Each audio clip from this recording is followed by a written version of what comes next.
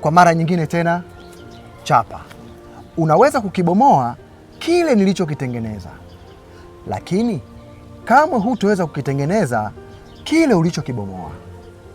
Hii dunia ni yetu sote sisi, isipokuwa wanadamu wameamua kutuwekea mipaka. Ishi vizuri na wanadamu. Karibu sana. Asante. Chapa, hivi mwanaume hahitaji nini kwa mwanamke? Labda mimi mwanamke nimfanyie nini mwanaume ambacho kitamvutia anifanye mimi kuwa mke wake?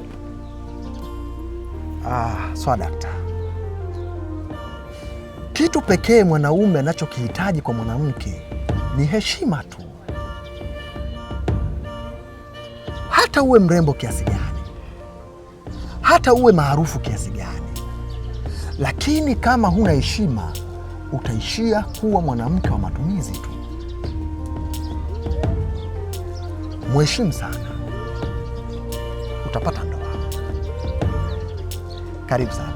Aya, asante.